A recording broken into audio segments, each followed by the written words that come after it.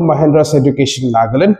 As you can see in the slide, today we are going to discuss current affairs which has come in your Morung Express on which date? On your 28th of January, that is today.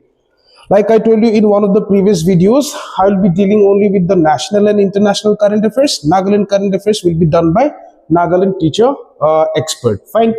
So let's start off with the first current affair that I got.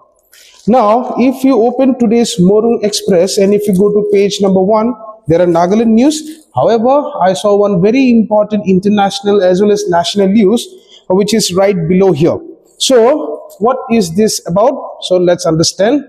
Okay. So, the first current affairs we got in page number 1 and the topic is associated with Indian economy. So, what does the news talks about? It talks about India and European Union clinch mother of all deals. Now, this is very, very important. Okay, very, very important. Not only from your perspective of prelims, but it is also important from your mains point of view.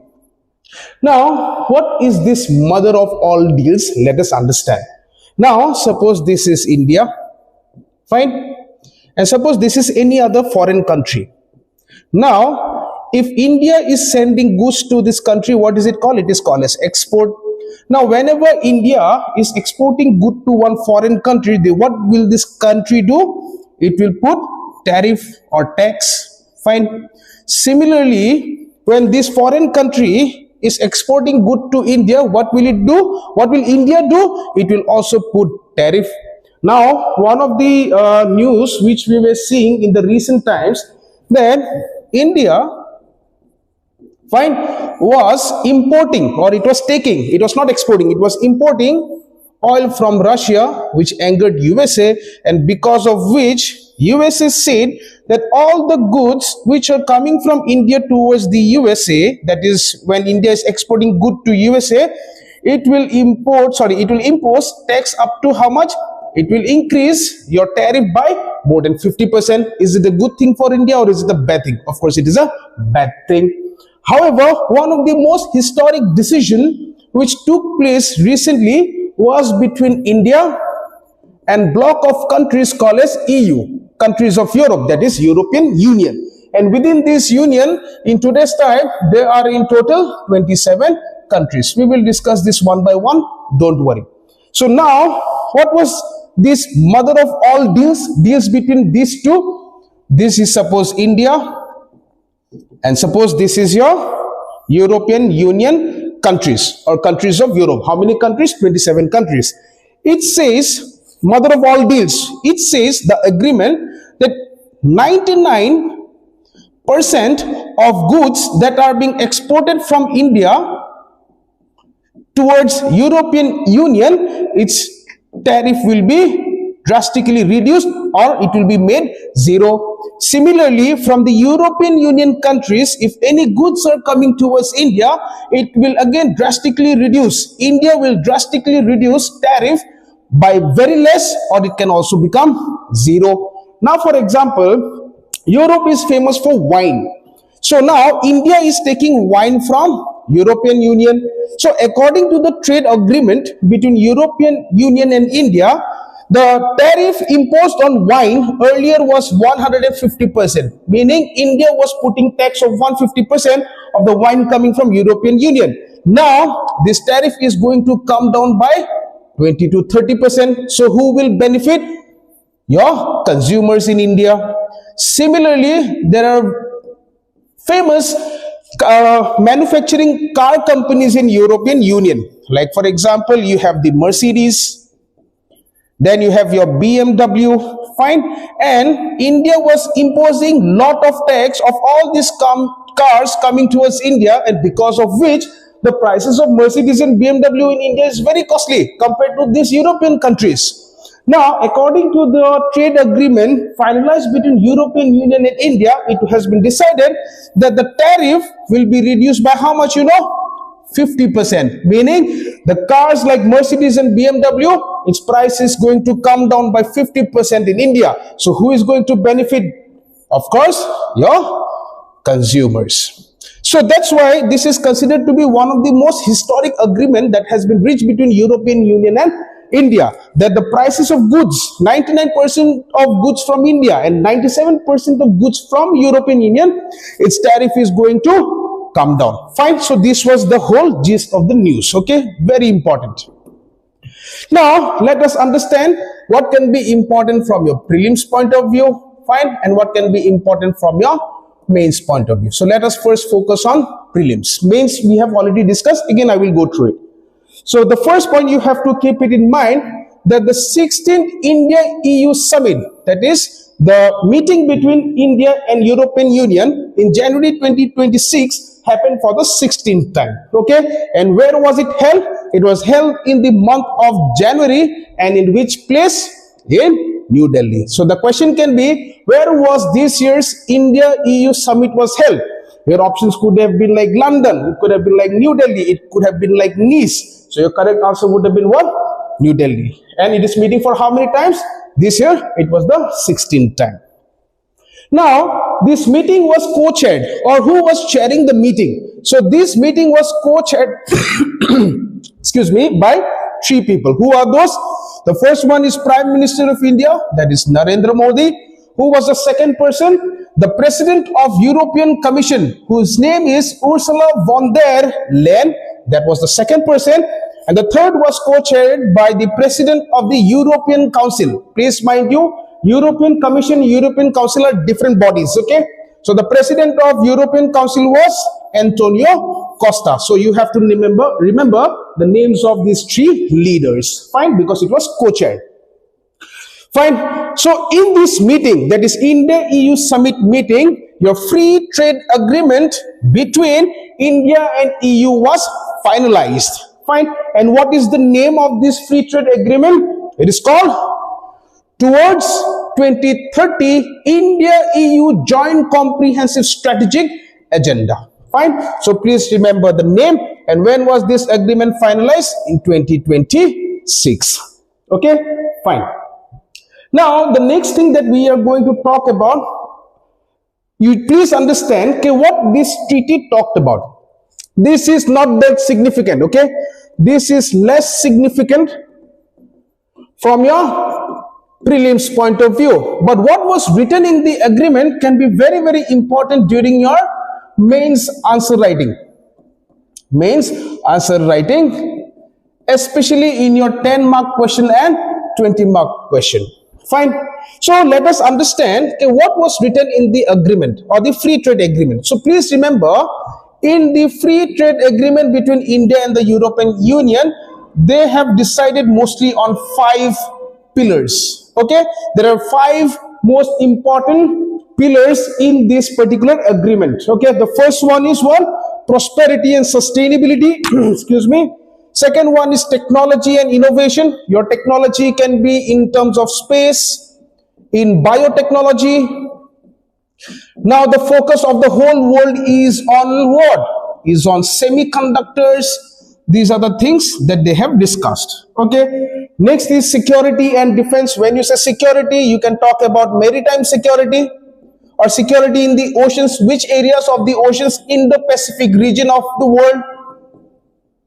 Fine. Indo-Pacific means the Indian Ocean and the Pacific Ocean. Then next thing can be about your connectivity and global challenges. When I say connectivity, I can talk about your telecom network. Okay, telecom network. I can talk about your digitalization. Fine. Now when I say global challenges, what can be your global challenges? It can be your climate change, it can be your poverty, it can be your cyber security threat, so many things, right? And the last pillar is one, enablers. Okay, enablers means including skills, okay, increasing skills, increasing mobility of people between Europe and India, both in terms of blue labor jobs, blue collar jobs, as well as your professionals like your doctors and engineers. Then increase in business cooperation between the two regions, then more people to people ties. Okay, so please keep it in mind. All these things you do keep it in mind. However, from a prelims point of view, this is not important. This thing you have to keep it in mind from your mains point of view. Clear here? So how many pillars? 5 pillars in total. Please keep it in mind. Excuse me. So these are the major pillars, and within these pillars also there are many focus areas. So now we have to go a little bit more in depth. So what are the major focus areas of this free trade agreement? So very briefly I will tell you, these are the focus areas. Not that important, but you still do know. Clear? The first focus area is what? Of course, it is about trade. Fine, just a minute. The first thing is definitely trade. Then supply chain. Supply chain stands for what? Logistics between the two regions. Then your clean transition. Clean transition means what? Clean energy, that is your renewable energy. Then there is something called as your green hydrogen. Fine, moving towards cleaner energy. This is what it is talking about. Then it's talking about critical and emerging technologies like your semiconductor, artificial intelligence. Yeah, fine. Then you have digital cooperation. Then you have research collaboration between these two regions. Then you have security and defense partnership, like I have talked about your maritime security in your Indo-Pacific region. Then you have regional and global security by cooperation, by military training between these two areas. Then you're countering different types of threats like your cyber security threat, armed conflicts, etc. Then increasing connectivity between the region. Then cooperation in your third world countries to reduce poverty, increase digitalization, increase green energy, fine, helping third world countries. And lastly, of course, by increasing business. So these are the major focus areas in this free trade agreement. Okay, now? So like you have seen, this is important both from your prelims point of view as well as means. Okay, now these are some statistics that I really wanted to give you. In today's time, where does our relationship with European Union stands in terms of your trade point of view? Fine. The first thing you please keep it in mind, this is very important from your prelims, that in today's time, EU is India's largest good trading partner. Fine. India is trading with different countries, different areas, but majorly in terms of goods, not services. In terms of goods, India's largest partner is what? It is European Union. This again is important from prelims perspective. Okay? Next point, the European Union is one of India's largest trading partner. Not only India is one of the largest trading partner of European Union, your European Union is also one of the largest trading partner of India. So what is the bilateral trade? Meaning the trade between these two areas is how much? It is $136.53 billion. When? In 2024-2025. Fine. Next, the EU market accounts for about 17% of India's total export. So out of 100 products that are being exported by India to different countries and region, 17 is going towards whom? To European Union, making it India's largest good trading partner. Fine. Similarly, 17% is for India towards European Union. Now, what is the contribution of European Union towards India? It is 9% of its total overseas shipments. Fine. Now, in the last 10 years, our trade with European Union has increased by how much? You can see 90%, drastic increase in trade, okay? Almost by 100%. Next one, about investments in terms of foreign companies working in India, in terms of foreign money coming towards India, that is called your foreign direct investment. So EU, again, very important, EU is the leading foreign investor in India. Out of all the regions, European Union is the largest foreign investor in India. So if I have to talk about foreign money coming, that is your foreign direct investment, it is how much? 140.1 billion euros. When? In 2023. Okay, it is how much? 140 billion. And in 2019, how much was it? 82 billion only. So there is a drastic increase. Okay, almost how much? Almost twice, not twice, but almost twice. Then in today's time, in India, how many European companies are functioning? More than 6,000 European companies are there in India. So huge. Fine. So this is all about your free trade agreement between India and European Union. Now, for many of you, you will think that the current affair is over. I have understood what is the importance or significance of this agreement. I have understood certain statistics which I can use in my mains answer, right? From your prelims point of view, I know, okay, this was the 16th meeting. Where was this held? Who was co-chairing? Fine. However, we can still go in more depth in terms of current affairs. One thing again you have to know, what is this European Union? So let me explain. Okay, very briefly. Very important, okay, from your prelims point of view. So the European Union, what is it? It is an international organization consisting of how many European countries? In total, 28 countries. Okay, when it was initially formed, there were 28 countries. But please remember, in today's time, there are only 27 countries. Which one moved on? That also I will explain. Okay, so when was this European Union formed? It was formed, please remember, in the year of 1993. And it's a cluster of what? European countries. Okay, another next important point. First point, how many countries formed it? 28 countries. In today's time, there are 27 countries. Okay, and when was it formed? 1993. So it came into force after the signing of the Maastricht Treaty. Very important. Okay, by what treaty this organization was formed? Maastricht Treaty. By how many countries? 28 countries. Another current affairs. Maastricht Treaty is also known as what? The Treaty of European Union. Okay, it is also called as TEU, Treaty of European Union. Now, what is this Maastricht? Maastricht is nothing but a place. Where? In Netherlands. Fine. Now, this Maastricht Treaty or the Treaty of European, till today's time, it has been amended or it has been changed 3 times. Okay. The first one is called as what? The Treaty of Amsterdam in 1997. This was the first amendment. Amsterdam is a place where? In Netherlands. Then the second time it was amended was the Treaty of Nice. Nice is a place in France when in the year of 2001. And the third and the last amendment was your Treaty of Lisbon. Lisbon is where? It's in Spain. Which year? 2007. Okay, now? Now, please look at it. Initially, how many countries? 28 countries.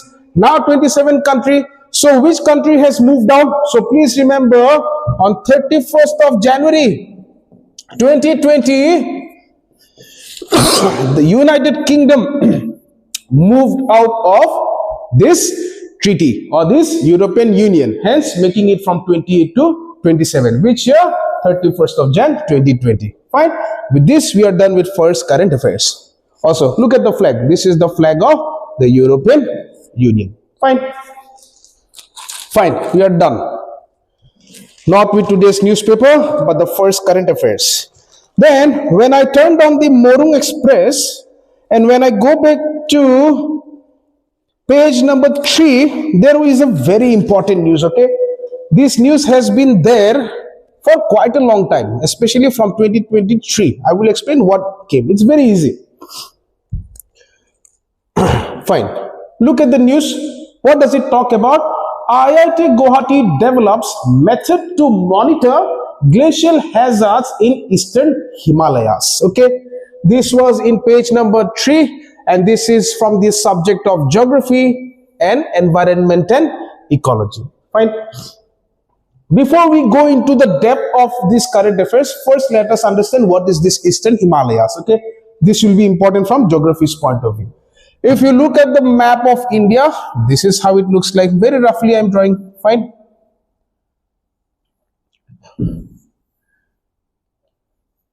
Like this. Okay. Now, what is this area?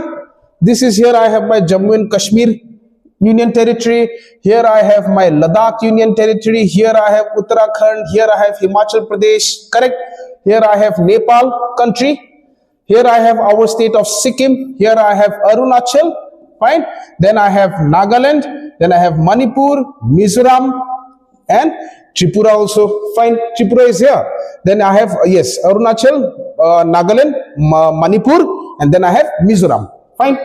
Now, these areas of India, it is made up of what? It is made up of Himalayas. Fine, it is made up of what? Himalayas. Now, this part of Himalaya is called as the Western Himalayas. Okay, this is called as Western Himalayas. This part, the west. Starting from Arunachal to the states of Nagaland, Manipur and Mizoram, these areas are called as what? These areas are called as your Eastern Himalayas. And these Eastern Himalayas are also known by the name Purvanchal. Purv in Hindi means east. Fine. So the current affairs was IIT Guwahati develops method to monitor glacial hazards in Eastern Himalayas. So we have understood Eastern Himalayas. Eastern Himalayas are nothing but the Himalayas found from Arunachal, Nagaland, Manipur, Mizoram. Now, one of the current affairs you have to keep it in mind that in recent terms there has been increase. There has been increase in glacial lakes, meaning lakes that has been formed by glaciers. Glaciers are found where? Glaciers are found in the mountains, not in your plain areas. So now, if you look at Northeast India, of course, it is made up of what? Northeast India is entirely made up of mountains or the Himalayas. So it is very natural that in your mountains of Nagaland, Arunachal, Manipur, Mizoram, glacial lakes will be found. Okay?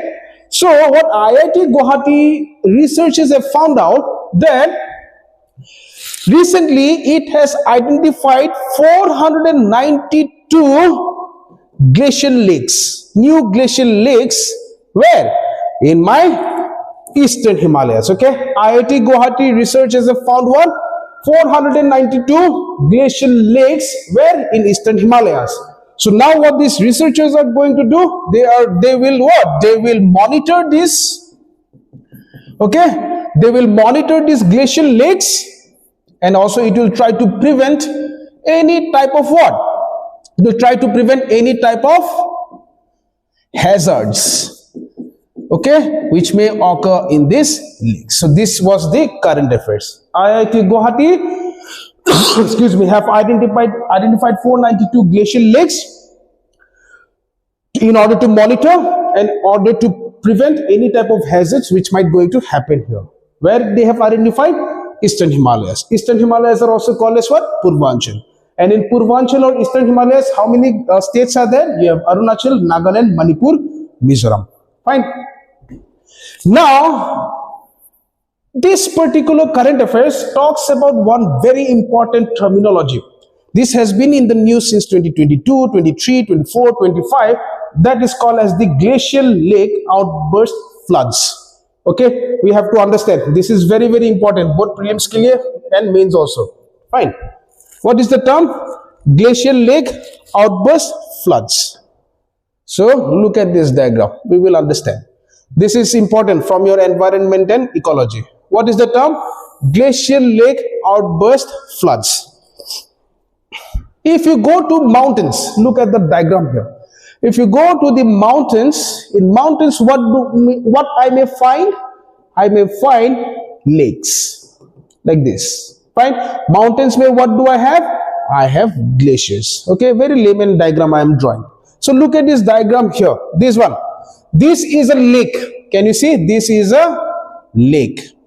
And what is the source of origin of the lake? It is this glacier that you see here. Fine. I am talking about lakes of higher mountains. Now please don't get confused. When I say lakes, lakes origin can be what? Its origin can be river water. Its origin can be underground water, or its origin can be glaciers. I am just focusing on the glaciers found in the mountains. Fine. This lake that you see here, its source of water is from what? Glaciers. When your glaciers will start to melt, especially during your summer times, it will get converted into what? Fresh water, and this water will get accumulated here. Now, one of the biggest phenomena that the humans are facing in today's time is what? Climate change. Now, when I say climate change, what do I mean? I mean rise in temperature. Now, suppose in your mountainous area, your temperature is increased drastically. Okay, warmer. What will happen to the glacier? the glaciers will melt even much more. If more amount of glaciers are melting, it will result in what? More amount of water. So eventually with time, this water level in the lakes will rise or not, correct? And if your water level rises, what will happen? The water from the lake will go out of it and it will go to your downstream areas, low-lying areas, and it will start to cause what? Flood. Okay, this is nothing but what? Glacial lake outburst, flood. Not only climate change, okay, another factor of increasing the level of water in the lake can be what? Your earthquake. What else? There can be your avalanches. What else? It can be your landslides. Fine. So these are the reasons behind what? Increasing the level of water in the excuse me, lake. Fine. Now this one can aram se become your 5 marks or 10 marks answer writing in your GS paper 2 of your NPSC mains. Fine. So this is the phenomena of glacial lake outburst. Let me see if I have more diagram. Again, see, this is a glacier. Suppose in this area landslide takes place, glaciers will also go to the water, and if the glaciers goes to the water, it will get converted into more water, resulting in what? It coming out of the lake, causing flooding in the downstream areas or low-lying areas. Like for example, water coming down from Kohima to Dimapur. Example, hypothetical. Fine. So this was the news. Now in today's newspaper, I did not find many important news from your national and international perspective. However, if you go to page number 5, this one, okay, this one that you see here, there was a news called as Curious Kids, where do seashells come from? Again, very important topic. From what perspective? From the perspective of environment and ecology. What do you mean by seashells? Okay. Now, when you go to a beach area, so imagine that today you are in Goa. Okay. So, when you go to the beach, what do you see? You see this kind of things or not? Fine. If you look at this, what does it resemble? It resembles a snail. When you look at this, what does it resembles? It resembles clams. Right? Fine. Snail, I just mean the outer covering of the snail. The animal as a whole is not there. Fine. So these are called as seashells. Now let's understand how they form. Okay.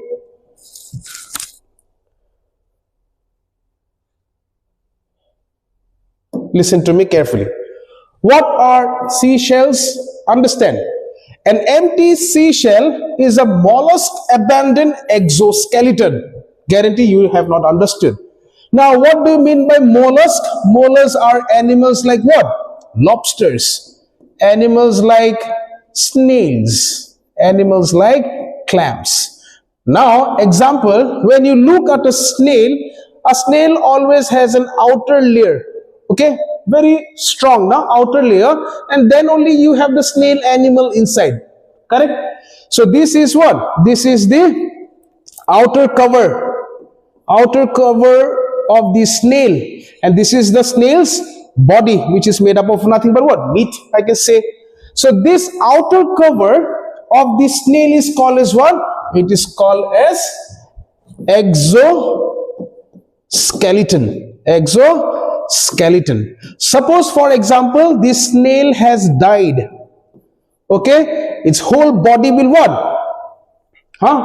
Its whole body will decompose. It will go away. But what will remain behind? Your outer cover or exoskeleton. And this exoskeleton of mollusk or your lobster, snails or clams, this exoskeleton becomes what? Our seashells. Okay. So these are nothing but the outer covering or exoskeleton. Fine. Now you can ask me about the process of formation of this exoskeleton. Okay, the process of formation of this exoskeleton, please remember this terminology. This process is called biomineralization. What is it called? Biomineralization. mineralization. Now suppose I have the snail. Okay, there is no outer covering as of now. So what this snail will do, in the outermost part of the snail, here there is a tissue. Okay, there is a tissue of the snail, and the name of the tissue is called the mantle.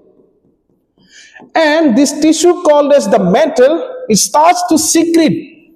Okay, it starts to secrete what? Proteins. Okay, proteins and minerals. Okay, it starts to secrete what? Proteins and minerals, which starts to get accumulated here, like this. With time, as it keeps on secreting, these minerals and proteins will get what? It will get hard. And this gives us what? This gives us the exoskeleton. So what is this outer covering or the exoskeleton of the snail made of? Very important. It is made up of what? It is made up of mineral. Like what? Calcium carbonate. Calcium carbonate, called as CaCO3, and it is made up of, like I have said, proteins. Okay, proteins. Protein is not much, it is less than 2%. More than 98% is what? Calcium carbonate. So if they ask you in examination, what is the outer part or your exoskeleton of the snails or mollusks are made of? They are made up of calcium carbonate, and they are made up of protein. Fine. So with this, we are done with today's current affairs. However, I would like to give you a homework in this topic. There is one more concept there. If you don't understand, you can always ask me. Okay, so write down. It is called carbonate.